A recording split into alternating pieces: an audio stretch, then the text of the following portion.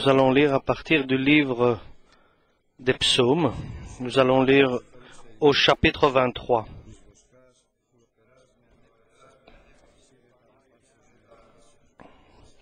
Donc, psaume 23, Ancien Testament.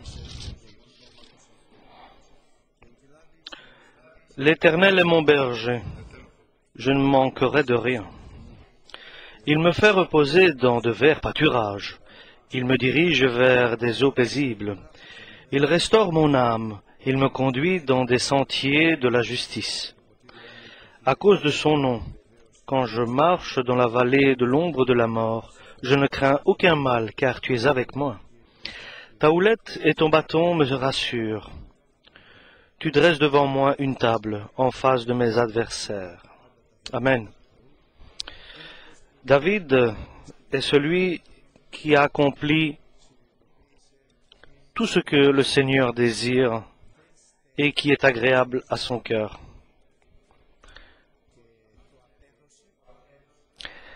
Et David, en donnant ce psaume, en disant ce psaume, il dit qu'il manquera de rien, parce qu'il a pris une décision ferme, que le Seigneur est pour lui le bon pasteur, le bon berger. À partir du moment où il a pris conscience de cela, que Dieu est son berger et son pasteur, et lorsqu'il a recherché cela avec beaucoup d'ardeur et de volonté et de zèle, alors il lui a été révélé par Dieu, et cela a été fait par Dieu pour que David puisse écrire ce bel psaume,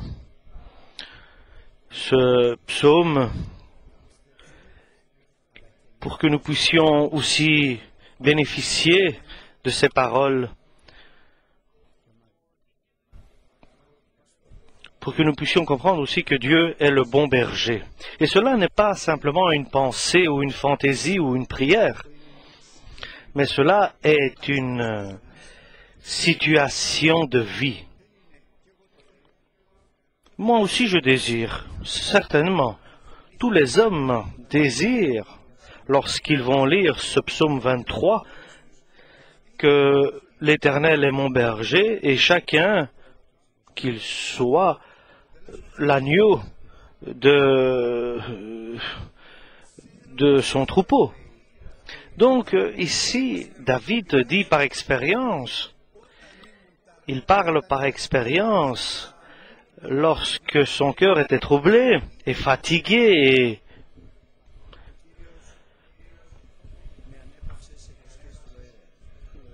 elle était lourde de situation. Et lorsque j'ai commencé à m'égarer, à m'éloigner et à me retrouver dans des impasses, et je ne savais pas comment avancer, parce que mon Seigneur était mon berger et moi j'étais un agneau de son pâturage, de son troupeau, et il m'a guidé vers des eaux paisibles. Il m'a entraîné vers des eaux paisibles où j'ai pu me rassasier, me désaltérer. Même lorsque mon âme était fatiguée, lorsque j'étais découragé, et ici David, il parle comme une personne humaine, comme une personne de ce monde, et nous comprenons ces paroles parce que nous sommes identiques à lui dans la souffrance, nous traversons aussi des situations identiques. Et souvent, nous avons été découragés, nous avons perdu notre chemin, nous avons perdu notre sérénité. Et David nous dit, en toute certitude, que mon âme, c'est le Seigneur qui l'a revivifié, qui m'a donné du courage et m'a fait traverser dans des sentiers paisibles, pas parce que j'étais bon ou très fort, mais j'étais dans ma faiblesse. Mais nous savons que Dieu agit par amour. C'est pour cela, après cette expérience, David confesse et témoigne, je peux dire, que lorsque je vais me trouver si je me trouve à un endroit difficile, sur un passage difficile, Dieu est avec moi. Il est avec moi maintenant, et dans la vallée de l'ombre de la mort, il sera aussi avec moi. Et dans la peine et dans les souffrances, sa parole va m'encourager et va me consoler. Et aussi, elle va me donner du courage et va me fortifier. Et parce que je crois en Dieu, et parce que je sais d'abord, et je crois que le Seigneur a un avenir pour chacun de nous, le Seigneur a préparé devant moi une table de bénédiction. Une table de bénédiction. Une table spécifique. Et une table en face de mes ennemis. Et ce n'est pas seulement que je bénéficie cette bénédiction de Dieu, mais David confesse, témoigne qu'il dit que Dieu a oint ma tête d'huile. Donc pour nous, nous comprenons que c'est le Saint-Esprit. Et il y a une chose pour laquelle je suis certain, c'est que la grâce de Dieu et sa bonté vont être avec moi, vont m'accompagner tous les jours de ma vie, comme les bons jours et comme les jours difficiles. Et les jours heureux et les jours difficiles. Tous les jours, il me suivra, il viendra avec moi, pas seulement Dieu, mais sa grâce. Et je trouverai grâce aux yeux de Dieu et devant les hommes. Et pour mes faiblesses et dans mes difficultés, il me sauvera, il me libérera. Et enfin, après tout cela, je demeurerai dans la maison de mon Seigneur beaucoup de jours et dans l'éternité aussi. Ça, c'est une connaissance, c'est une foi et une certitude dans le cœur de David, celui qui accomplissait selon la volonté de Dieu. Et il disait que je ne manquerai de rien grâce à Dieu. C'est une certitude. Il n'y a aucun doute pour David. Je ne manquerai de rien. Aucun manquement il y aura dans ma vie. Je manquerai de rien. Dans le parcours de la vie, je suis certain, et cette certitude de David a été scellée par le Saint-Esprit, et c'est une parole divine. Mais nous revenons au début. Nous désirons, je répète, que le Seigneur soit notre pasteur, notre bon berger. Nous désirons que cela, et que nous soyons, nous, ces agneaux. Et nous savons que c'est très important. Et si nous pouvons, et bien sûr cela, c'est quelque chose pour nous, c'est une grande affirmation de la part de Dieu. Et cette certitude, de David, que Dieu scelle par le Saint-Esprit, il nous certifie. Le Seigneur est mon pasteur, est mon beau pasteur, est mon bon pasteur. Et la vérité, chers frères et sœurs, que cela signifie quelque chose. Qui est celui qui peut le faire, qui peut le dire et qui ne fait pas une erreur? Qui est celui qui peut le dire et que cela est une vérité dans sa vie? Que le Seigneur est mon pasteur. Nous serons et nous sommes ses agneaux de son troupeau et nous allons manquer de rien. Et par expérience, nous connaissons Dieu et nous allons bénéficier avec certitude. Nous allons bénéficier de la bénédiction de Dieu. Le seul enseignant qui nous dit « Moi je suis le bon pasteur ». Et comme le Seigneur me connaît, et moi je connais mon Père, ainsi, moi je te reconnais, toi qui es mon agneau, et toi tu me reconnais. Une relation, pas d'écoute, mais une relation personnelle. Comme le Père me connaît, et moi je connais le Père, ainsi, moi le bon pasteur, je connais mes agneaux, et je suis reconnu par les miens. Et cette relation existe entre moi et mon Père, il existe entre moi et mes agneaux. C'est la même relation. Une totale connaissance et reconnaissance. Dieu reconnaît les siens. Il connaît les siens.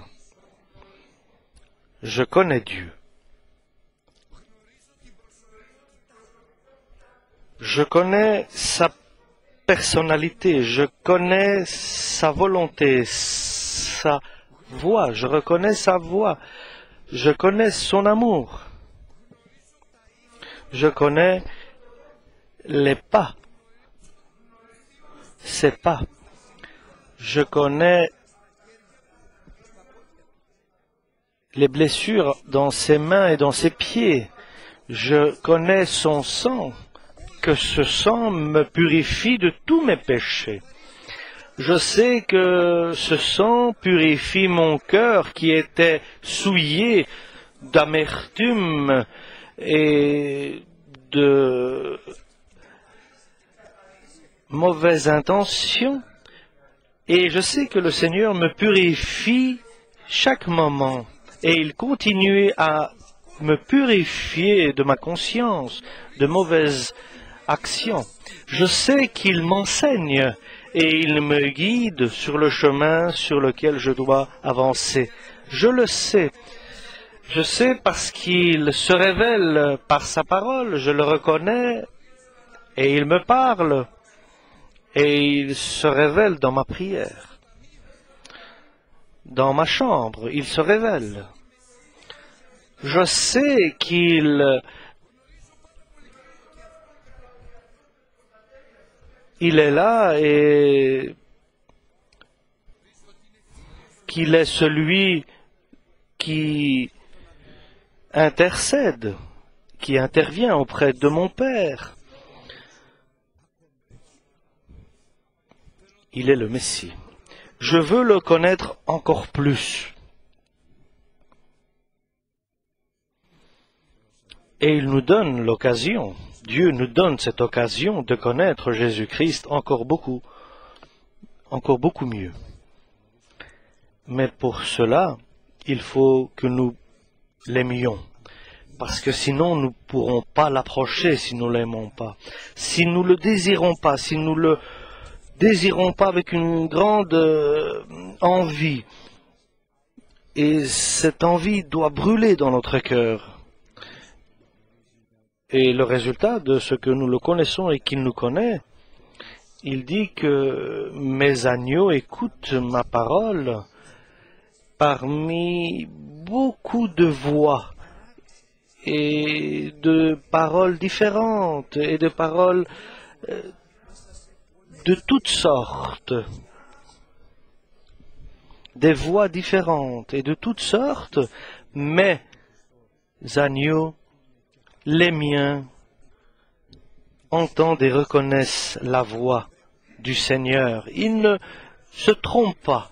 Ils savent que lui est le Seigneur. Maintenant, le Seigneur me parle. C'est maintenant qu'il me parle. Je le sais, je le reconnais, je comprends.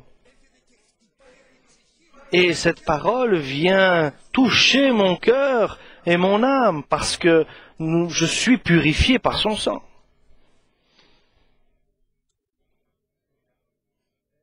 Et après, bien sûr, nous suivons notre Seigneur. Et le Seigneur dit, ils écoutent ma parole et ils la reconnaissent et ils me suivent. Et ils m'obéissent. Ils ne se trompent pas, avec d'autres voix. Celui qui connaît Jésus ne se trompe pas. Aucun agneau dans sa pratique ne se trompe de Jésus. Et il reconnaît seulement la voix de son pasteur, parce qu'il est ainsi créé, pour qu'il reconnaisse la voix de son pasteur, de son berger, et de le suivre, et de l'accompagner. Et nous sommes ainsi créés pour être à lui. Demandons au Seigneur d'être ses agneaux, de lui appartenir. Donc nous écoutons, nous entendons sa voix et nous le suivons. Et Dieu nous dit qu'il nous donne la vie éternelle. Je leur donne la joie. Et pour qu'ils reconnaissent qu'ils sont dans la vie éternelle. Et cela, nous avons la vie éternelle, c'est parce que nous reconnaissons que nous aimons nos frères. Moi, je leur donne de l'amour, de l'espérance. Moi, je leur donne la vie. Moi, je leur donne ma force et le ciel. C'est moi qui leur donne la vie éternelle. Et mes agneaux, les miens, ne seront pas perdus. Et personne ne peut les arracher de mes mains. Donc, chers frères et sœurs, ce n'est pas de bénéficier la protection et la bénédiction et la bonté de notre bon pasteur, qui est très bien, et c'est une vie très bénie lorsque cela dépend de notre pasteur, et que cela ne dépend pas des hommes de ce monde extérieur, mais que ma vie dépend seulement de mon pasteur céleste. Et par expérience, tu connaîtras, tu sauras qu'il t'aime, et que par la foi, tu vas bénéficier ses promesses. Et certainement, dans ton cœur naîtra la certitude que tu ne partiras pas de sa maison. Et nous allons ressentir aussi la sécurité qu'il nous donne, l'assurance qu'il nous donne, de pouvoir écouter sa voix, de vouloir et de pouvoir écouter sa voix, et de vouloir et de pouvoir le suivre, et de vouloir et de pouvoir le connaître encore plus. Il n'y a pas d'autre personne, il n'y a pas d'autre visage auquel tu peux avoir confiance.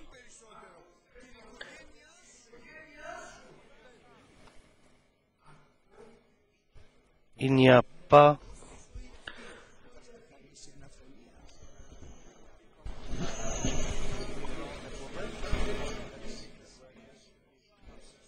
d'autre chemin. Amen.